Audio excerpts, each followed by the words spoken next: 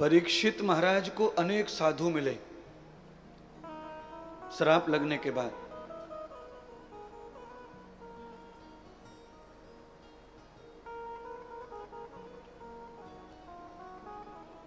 पर परीक्षित जी ने सुखदेव की शरण ली। संतों ने भी मार्ग बताया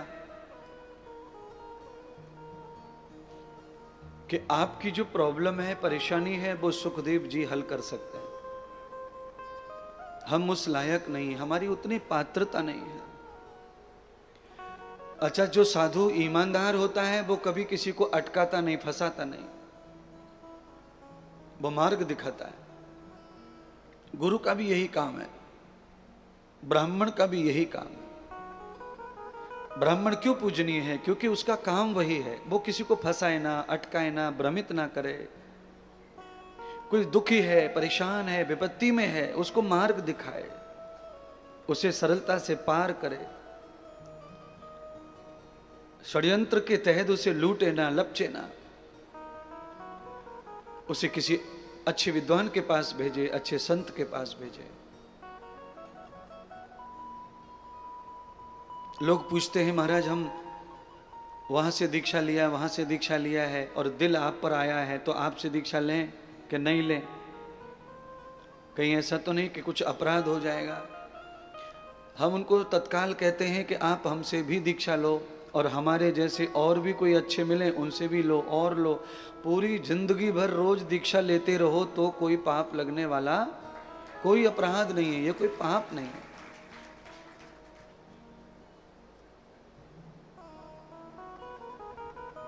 गाड़ियां बदलते हैं, रिक्शे बदलते हैं, घर बदलते हैं, कपड़े बदलते हैं, भोजन बदलते हैं, मन बदलते हैं, इच्छाएं बदलते हैं, दृष्टि बदलते हैं, सोच बदलते हैं। गुरु जरूरत पड़ने पर बदलते हैं तो बदलो। अगर ऐसा लगता है कि नहीं उत्तम है, ये श्रेष्ठ, इनसे सर्वस्व आनंद की प्राप्ति हो रही है,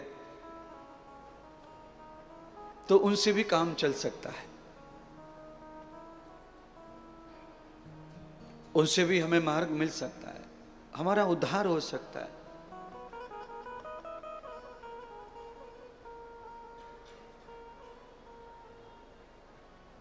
परीक्षित तो चक्रवर्ती सम्राट थे, हम बड़े सामान्य हैं।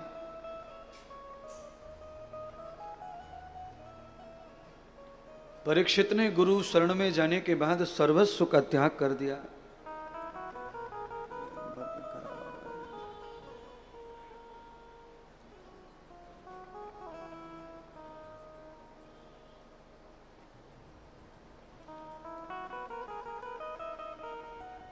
पर सर्वस्व के त्याग करने में परीक्षित की कोई बुद्धिमत्ता नहीं थी, मजबूरी थी, मजबूरी।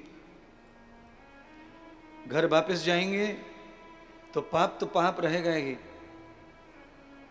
पर अपयश हो जाएगा। संत का श्राप दिया, संत का अपमान किया है। जो पितृ स्वर्ग में चले गए हैं वो पितृ परीक्षित के कर्म से नरक में वापस आ जाएंगे।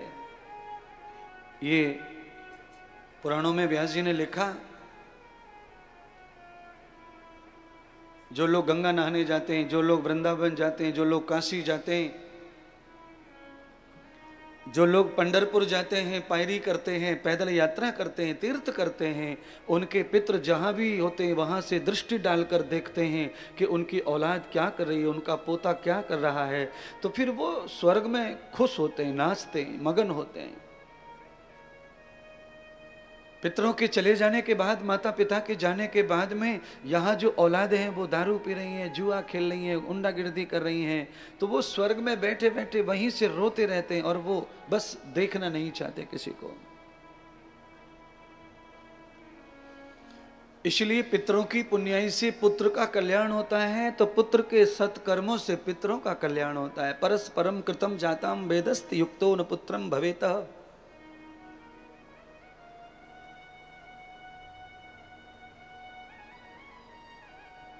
औलाद किस लिए है? औलाद इसीलिए है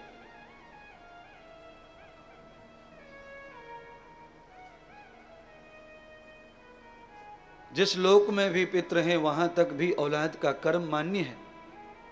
इसलिए हम लोग ये पूजा पाठ करते हैं, दान करते हैं, पिंड करते हैं, श्राद्ध करते हैं। पर सुनिए, कोई शराबी पुत्र अपने पिता का पिंड श्राद्ध करता है, वो कभी लागू पड़ने वाला नहीं है। श्राद्ध और पिंड करते समय कभी देखना, पंडित जो होता है वो यजमान को पवित्र करता है, पानी छिड़कता है, मंत्र बोलता है, पवित्रा पवित्रो वा सर्वावस्थांगते पिवाहा। इस मंत्र का मतलब ही है सूक्ष्म से सूक्ष्म भी समस्त पापों का नाश करके ही तू पूजा का योग्य पात्र बनता है, तभी तुझे पूजा का अधिकार प्राप्त होता है।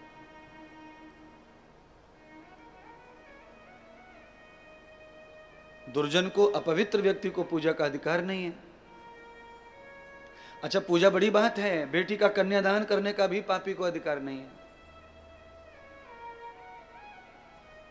जुआ खेले, अंडा खाए, दारू पिए, गलत काम करे और बेटी का कन्यादान करे, बेटी सुखी नहीं रह सकती। बेटी का संसार अच्छा नहीं हो सकता।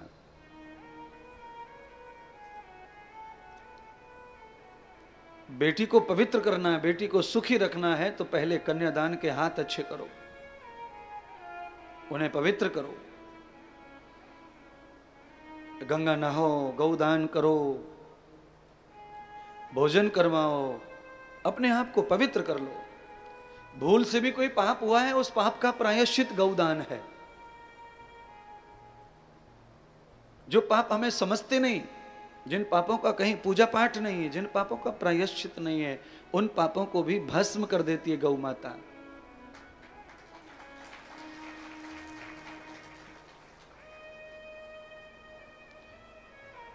श्रीमद् भागवत कथा करने वाले यजमानों को कन्यादान का फल मिलता है, क्योंकि रुक्मिणी जी का विवाह होता है इसमें। उसमें भरपूर कन्यादान करना चाहिए यजमान को। खूब सोना चढ़ाओ, चांदी चढ़ाओ, वस्त्र चढ़ाओ, खूब मिठाई खिलाओ, पूरी बारात मंगाओ, हाथी घोड़े मंगाओ, धूमधाम से शादी करनी चाहिए। और जिनको बेटी नहीं है उनको तो और जोर से करना चाहिए कन्यादान, लक्ष्मी रुक्मिणी जी का, कन्हैया जी के साथ।